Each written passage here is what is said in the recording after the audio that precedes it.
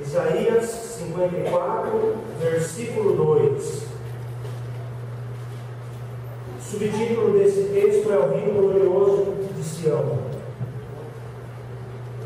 E eu gostaria de estar lendo com vocês, assentados, no entanto, com reverência de coração, Isaías 54, versículo 2. Alarga o espaço da tua tenda, estenda-se o todo da tua habitação, não o impeças. Alonga as tuas cordas e firma bem as tuas estacas. Não impeça o agir de Deus na sua vida. Eu não sou muito de fazer isso não, mas se você quiser olhar para a pessoa que está do teu lado e falar assim, ó, não impeça o agir de Deus na sua vida. Pode soar estranho eu dizer para você que é possível impedir Deus de agir na nossa vida, mas é possível impedir Deus. Eu sei muito bem que os outros textos ali atrás de Isaías 40, Isaías diz o seguinte para a gente: agindo eu, quem impedirá? No entanto, eu entendo um Deus que ele é educado, ele é um Deus moral. Um Deus moral é aquele que não age contra a conformidade das suas palavras ditas antes. Deus moral é um Deus justo. Deus moral é um Deus que faz tudo conforme a sua característica de santidade. Eu acredito num Deus desse. Pensa bem, Deus não age em vasos sujos. Será que fica bem para Deus dar vida eterna ao ímpio, sendo que ele anteriormente condenou isso? Quero conversar com vocês sobre alguns impedimentos, alguns fatores que são preponderantes para Deus não agir na nossa vida. Olhemos o texto. Alarga o espaço da tua tenda, estenda-se o todo da sua habitação, não o impeças. Impeças quem? O agir de Deus num crescimento. Alargar o espaço da sua tenda, estender o todo da sua habitação. Quando eu olho esse texto, eu enxergo um contexto de crescimento, tanto da igreja quanto pessoal, quanto de reino. Alargar o espaço da nossa tenda, o todo da nossa habitação, é nós sermos abençoados, é nós sermos gratificados por Deus. E Ele dá essa ordem aqui: firma bem as tuas estacas, firma, não impeças. Que os irmãos entendam que esse texto ele está num contexto de crescimento, de ampliação tanto no âmbito pessoal quanto no âmbito eclesiástico. Igreja, cresça. Igreja, estenda o todo da sua habitação. Casamento, família, cresça. Estenda-se o todo da tua habitação. Seja fecundo. Só que existe essa frase: não o impeças. Mas quais são os impedimentos, pastor, que podem vir? Eu gostaria de colocar aqui para vocês, no mínimo 3 impedimentos, sendo que o primeiro deles se encontra em Marcos 6. Marcos 6. Marcos 6. Marcos 6, de 1 a 6. Marcos 6, de 1 a 6 diz o seguinte para a gente: tendo Jesus partido dali, foi para a sua terra, e os seus discípulos o acompanharam. Chegando o sábado, passou a ensinar na sinagoga, e muitos ouvindo maravilhavam-se, dizendo: de onde vêm estas coisas a ele? Que sabedoria é esta que lhe foi dada? E como se lhe fazem tais maravilhas por suas mãos? Não é este o carpinteiro, filho de Maria, irmão de Tiago, José, Judas e Simão? E não vivem aqui entre nós suas irmãs? escandalizavam-se nele. Jesus, porém, lhes disse: não há profeta sem honra, senão na sua terra, entre os seus parentes e na sua casa. Não pôde ali fazer nenhum milagre, senão curar uns poucos enfermos, impondo-lhes as mãos. Admirou-se da incredulidade deles. Contudo, percorria aldeias e circunvizinhanças a ensinar.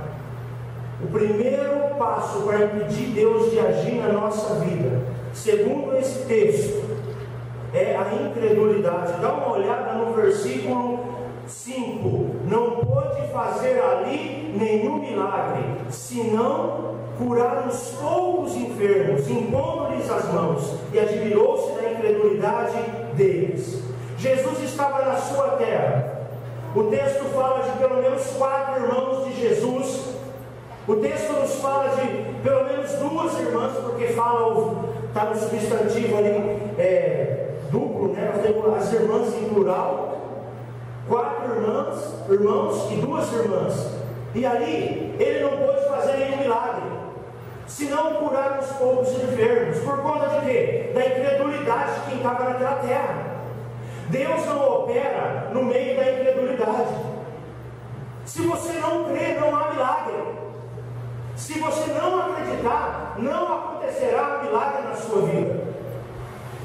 Às vezes você vai para a oração sem acreditar que Deus pode fazer alguma coisa sobrenatural, e faz aquela oração de depois da comida: Senhor, em nome de Jesus, amém, faça mal, faça bem. Vai sem autoridade nenhuma. O que acontece? Eu preciso buscar a fé, eu preciso ter fé, credulidade, crer que o Senhor Jesus pode, crer que o Senhor Jesus pode fazer o sobrenatural na minha vida e na vida dos meus irmãos.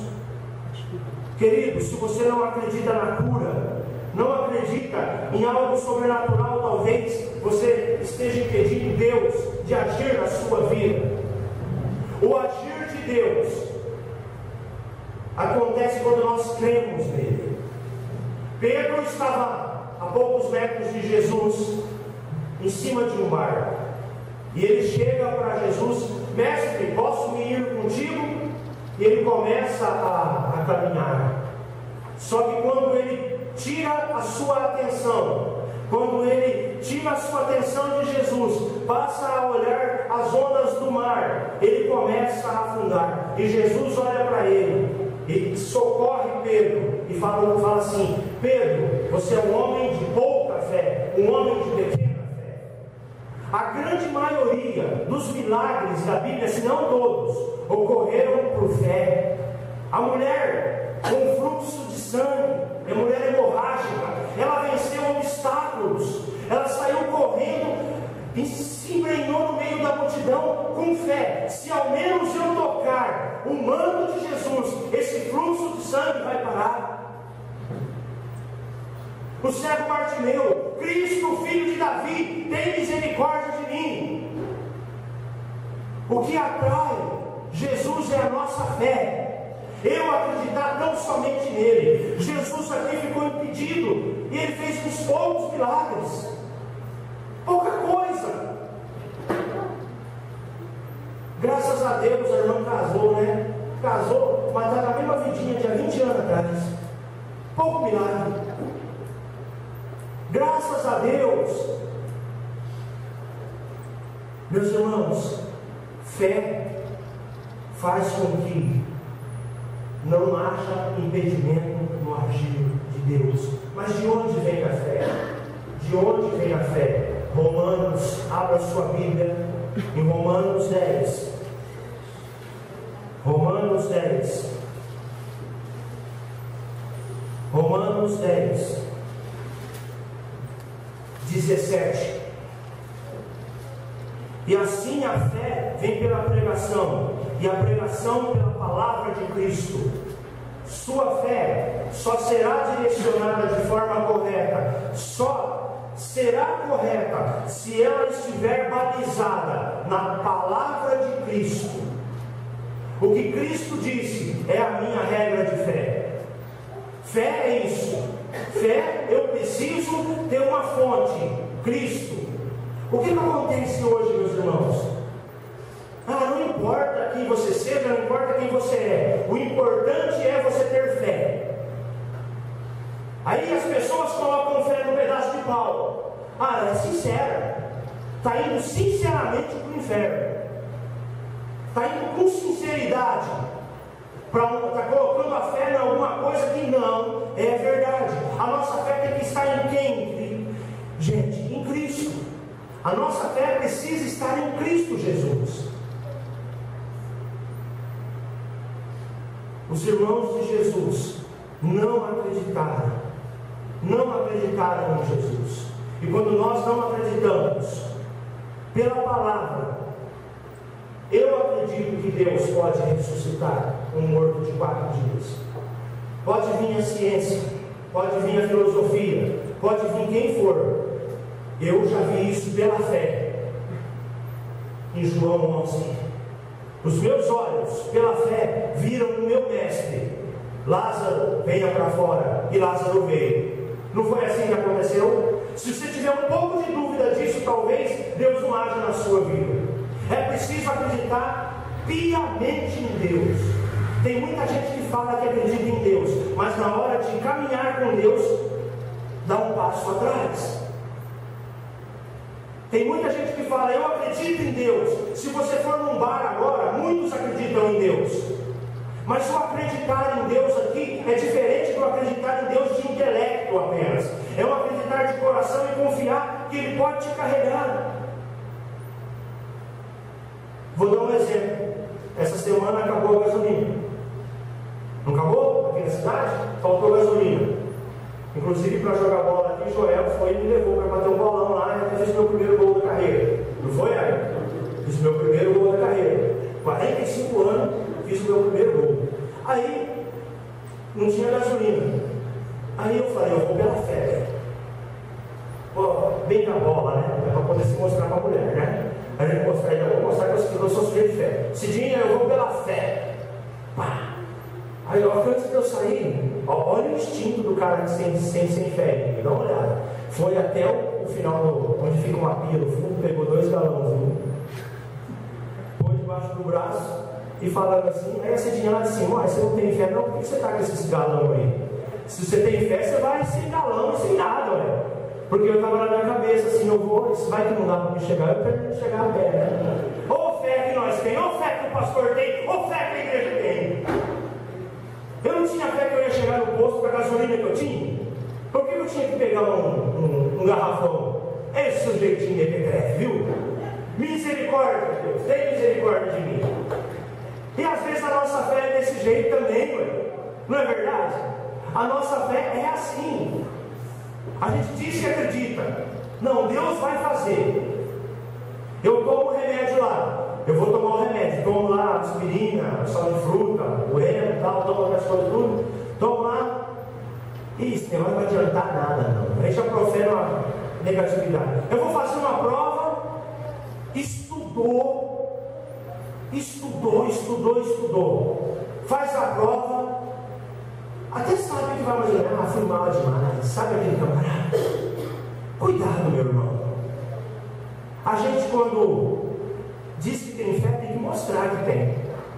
Conta-se certa vez que havia um malabarista que ele atravessava diversos penhascos assim, e ele colocava uma corda de um lado a outro, ele ia. Eu não sei se vocês viram aqueles homens que andam com aquelas barras, e eles atravessavam no fio assim, eles atravessavam. Aí, conforme ele atravessava de um lado ou de outro, todo mundo, aleluia, ele é legal, ele atravessa um fiozinho, por uma faixazinha ele atravessa. Aí um dia esse malabarista colocou um carrinho de mão, um carrinho desse de pedreiro, e atravessou de um lado e do outro. Todo mundo, nossa, ele é o melhor, ele é bom demais. Aí, ele, para poder se exibir mais, ele colocou no carrinho de mão, encheu de tijolo. Colocou uns 30 tijolos no carrinho de mão, guardei, e foi de um lado e de outro. Aí tocando a música, os tambores bufando, Pedrão tocando no teclado, ele atravessando. Pensa na cena, e todo mundo olhando para cima. Aí de repente no meio ele dá uma cambaleada com o carrinho, não cai e atravessa. penhasco. Aí ele pega o microfone: senhores e senhoras, vocês viram que eu sou capaz de atravessar esse penhasco aqui com um carrinho de mão? Alguém se habilita a subir o carrinho para eu atravessar aqui? Aí a multidão: ninguém subiu no carrinho, ninguém quis. Todo mundo aplaude os milagres, mas ninguém quer subir o carrinho de Jesus e andar atravessar o penhasco com ele. Deixa o outro atravessar, mas nós mesmo não vamos. Acreditar vai muito mais do que aplaudir, grande é o Senhor, levantar a mão, faltar flutuar aqui na hora do louvor. Acreditar é muito mais, é vida prática, é todo dia. Se você não quer ser impedimento para a obra de Deus, não faça como os irmãos dele, que agiram com incredulidade. Vamos voltar para Isaías, meus irmãos. Isaías 59. Isaías 59.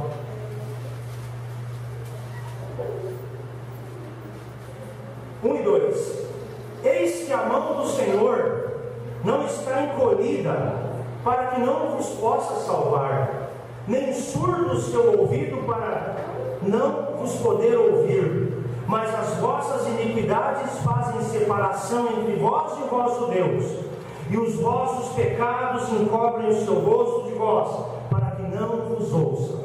O segundo impedimento é: Deus não age em hipótese alguma se eu e você estivermos vivendo uma vida de pecado.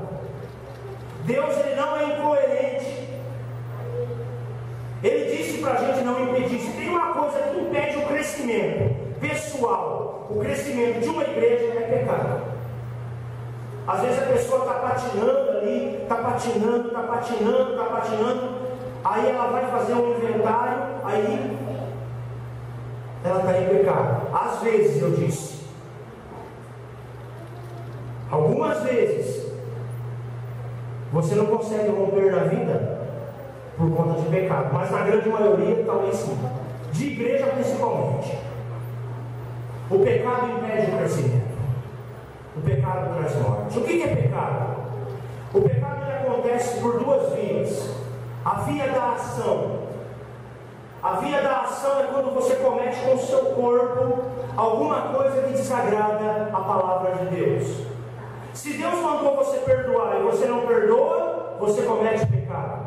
Se Deus mandou você ajudar na obra, se Deus manda você perdoar e você não perdoa, tudo que você faz que desagrada a Deus, isso é o pecado.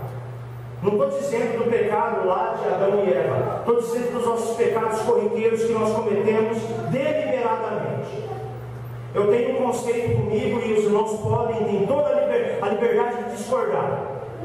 Eu não acredito que o cristão cai em pecado, caiu em pecado. Eu acho que ele se joga.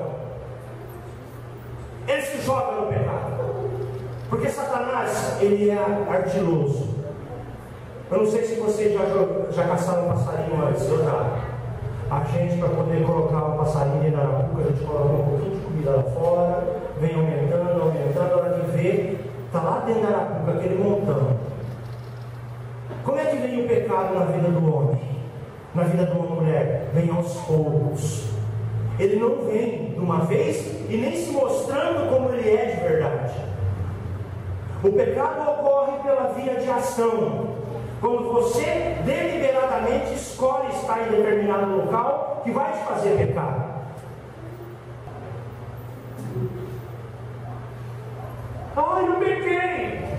Pecou? Você se jogou. Você abraçou Satanás.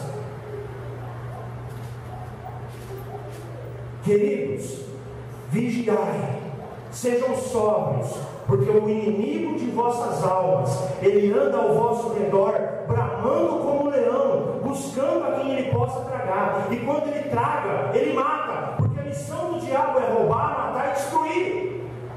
O diabo não brinca. O diabo quer entrar na sua vida através de todos os meios. Ele não respeitou nem Jesus, não vai respeitar o teu filho, não vai respeitar o teu casamento.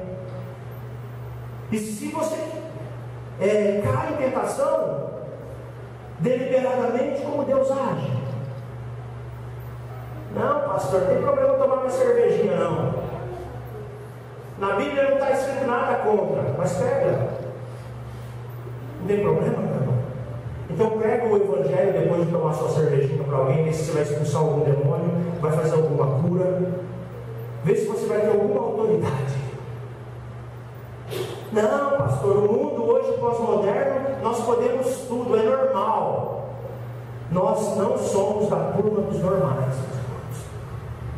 Nós estamos na contramão da história. A história está caminhando para um lado e nós cristãos estamos caminhando no outro. O pecado hoje, por exemplo, a pessoa que rouba, ela é chamada de cleptomaníaca. O camarada que passa numa loja hoje, aí está lá passando uma menininha lá, ela vê um batom, pega e põe no bolso. Aí leva no psicólogo, o psicólogo fala que é cleptomania. Eu chamo isso de pecado. O camarada gosta de tomar, ele está na igreja, ele gosta de tomar da 1:51. E a Bíblia, ele chama, é o alcoolismo que eu tenho. Só que a Bíblia fala de bebedeira. O que vai acontecer com os bêbados? Vão entrar no reino dos céus? Se entrar, vão rasgar a Bíblia. Porque está escrito aqui que não é, e é pecado. E não é alcoolismo, é bebedeira. O camarada é bruto, não foi transformado, não teve o caráter. Ah não, ele está passando por uma crise. Só porque está passando por uma crise não dá o direito de sair xingando todo mundo, xingando o funcionário, xingando a esposa, o filho. Não tem domínio próprio. Como é que Deus vai agir? Aí a criança faz arte. Aí vem a psicóloga, não pode usar varinha. Aí a gente tem que pegar o Provérbios, o livro de Provérbios, e tirar, porque praticamente está sendo impedido hoje. Não pode. Hoje é os filhos que estão mandando nos pais. Ah, eu não quero ir na igreja. Minha mãe não quero ir na igreja. Quer? Talvez na casa dele, não, em qualquer outro, mas na minha casa, até os 18 anos, quem manda lá sou eu. Lá não tem democracia, é ditadura. É ato institucional do José Luiz. Todo mundo para a igreja, todo mundo lendo a Bíblia, todo mundo orando e jejuando. O Enio pregou outro dia aqui: não importa o que os outros façam, no entanto, eu e minha casa serviremos ao Senhor. Eu e minha casa vamos servir ao Senhor. Pode estar com sono, pode estar ter tomado remédio à noite, vou embora para a igreja. Papai já pregou com cólica de mim. E Deus tem abençoado. E Deus abençoou. Não é uma gripinha que vai tirar. Meus irmãos, pecado afasta a gente de Deus, impede Deus de agir. Pensa, eu estava assistindo a festa da entrega do Oscar, aí apareceu lá uma moça que foi considerada bem bonita, não me lembro mais o nome dela. Mas imagine essa moça bem bonita, e ela com um câncer no nariz de pele, que está uma pereba desse tamanho aqui assim, ó, enorme. Você sabe como é que Deus enxerga a igreja com o pecado? Da mesma forma que aquela moça com aquela ferida gigantesca no rosto. Fique imaginando, você esposo, aí você vai dar um beijo na sua esposa, ou vice-versa, ou no namorado, ou na namorada, e ela ficou sem tomar banho 15 dias, e você também. Imagine o cheiro que vai dar. O pecado é isso. Pensa, a Cidinha vai chegar e vai dar um beijo em mim. Eu fiquei 200 dias sem passar, tem um anão morto aqui debaixo do braço. Sei, mas é verdade. Como é que Deus enxerga o pecado na vida de uma pessoa? Com ferida, com mau cheiro, asqueroso de ver. Deus olha desse jeito. Então, o que eu faço para me livrar dos meus pecados? Eu preciso me livrar dos meus pecados confessando eles ao Senhor. Se confessarmos os nossos pecados, Ele é fiel e justo para nos perdoar os pecados. Faz uma avaliação da sua vida. Eu disse que tinha uma outra vida de pecado, que é o pecado de omissão. Aquele pecado que você fez sem ter feito nada, que você deixou de fazer. Aquele que sabe fazer o bem e não faz, comete pecado. Mas eu não faço. Isso também é pecado. Porque a gente só julga aquilo que é feito. Aquilo que se deixou de fazer, nós não ligamos. Então o pecado tem duas vias: pecado por ação e pecado por omissão. Se alguma dessas vias estiverem presentes na nossa vida, nós precisamos confessá-los ao Senhor, nos arrependermos, deixar isso de lado, para que nós não tenhamos as bênçãos retidas. Abre Isaías 54, meu querido. Deus é impedido de agir quando nós não temos fé. Lembra dos tempos de Jesus? Deus não agiu por conta da incredulidade. A mão do Senhor não está encolhida, mas os pecados fazem separação entre nós e o nosso Deus. Isaías 54, 2: Alarga o espaço da tua tenda, estenda os toldos da sua habitação, e não o impeças. Terceiro fator e último, para a gente considerar impedimento do agir de Deus na nossa vida, é falta de visão. Repita comigo: falta de visão. Quer ver um exemplo? A pessoa sabe que o mundo, principalmente vocês jovens aqui, sabem que o mundo hoje ele anseia por novos conhecimentos. E você entra no mundo da mecânica. Aí você começa a fazer mecânica, começa a consertar carro, começa até a ganhar um dinheiro. Só que você não se prepara para trabalhar com determinados tipos de peças. Por exemplo, você vai consertar o carro e você só conserta carro carburador. Alguém conhece carro carburador aqui? Conhece, né? Lembra dos carros a carburador? Hoje os carros a carburador praticamente não existem mais. Hoje é tudo injeção eletrônica. O camarada só sabe consertar carro a carburador, mas ele não sabe consertar carro com injeção eletrônica. Ele não se preparou. Aí ele começa a tocar violão. Aí ele começa a aprender a tocar violão. Nossa, maravilha, bênção. Ele fica só no Ré maior. Então só toca Ré maior. Mas quando fala para fazer um Ré com baixo de Sol, ele não sabe. Porque ele só ficou no Ré maior, ele não progrediu. Tem muita gente que é desse jeito. Se converte e não tem a visão de crescer um pouco mais. Nós já temos o Noêmio aqui lá da aula. Pode deixar ele. Não se preocupe em aprender como dar aula também. Já tem a Mariana, a Carlinha que canta. Não se preocupe em querer cantar também. E não amplia a visão. A mesma coisa um casal. Eles casam, tá juntinho, dois, bem confortável, compra um terreninho lá e constrói na casa do fundo do pai e da mãe.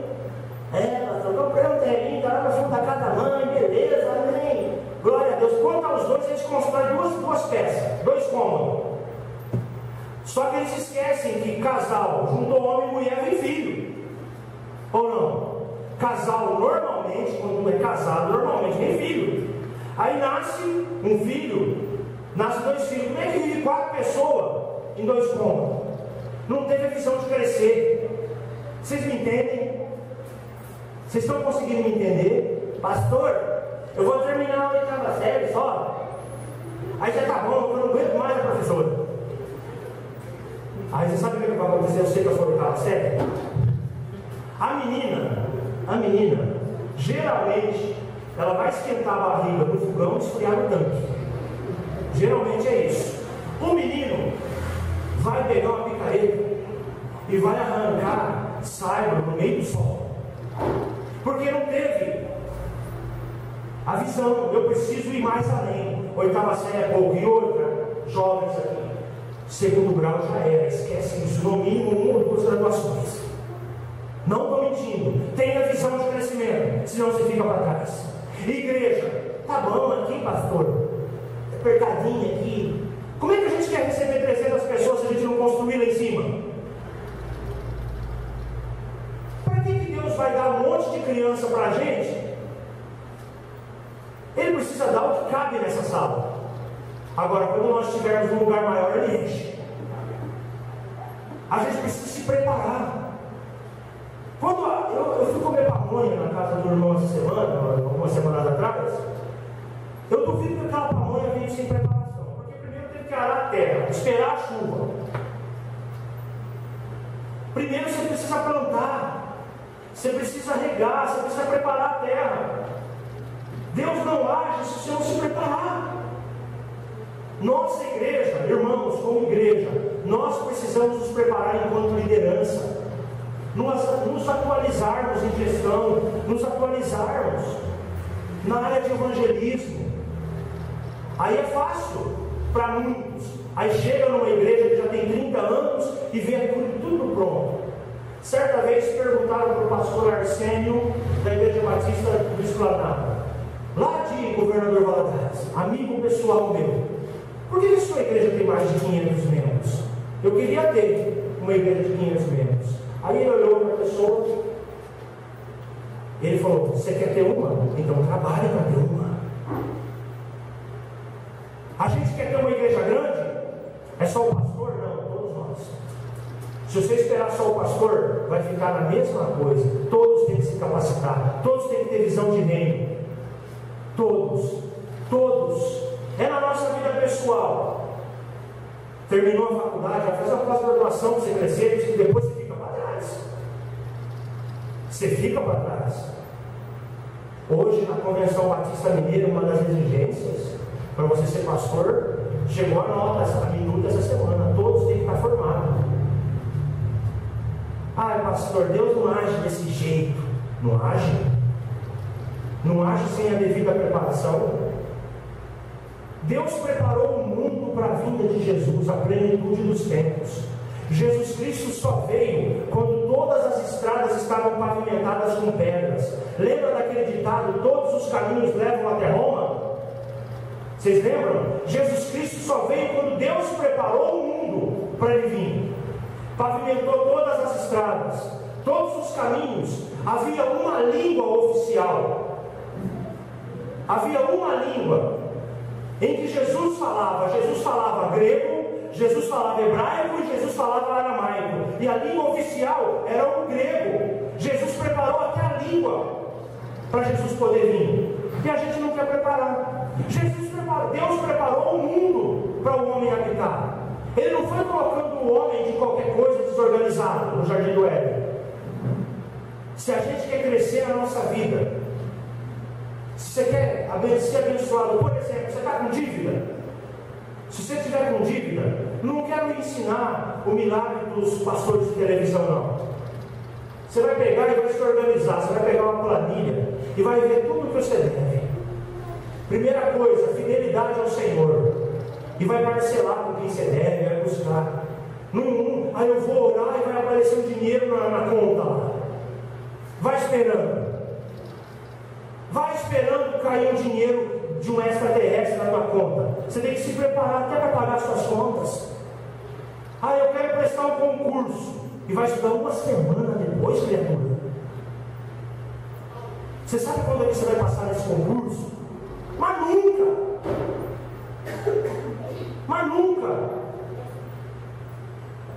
Se o teu alvo é terminar a faculdade, seja obstinado. Se o teu alvo é uma promoção, seja obstinado. Ore e se prepare. Amplia o lugar da tua estada. Amplia o lugar da tua habitação. Amplia a tua mente. Novos horizontes. 3 coisas que impedem o agir de Deus na nossa vida: falta de fé, pecado e falta de visão. Eu espero que você tenha compreendido com clareza isso e pratique. Eu serei uma pessoa com fé. Vou acreditar em Deus acima de todas as coisas. Falar em acreditar tem mais uma historinha. Aí eu amo a Deus e acredito em Deus. Havia um rei muito amado, num reino tão distante daqui. Lembra disso? Num reino tão distante.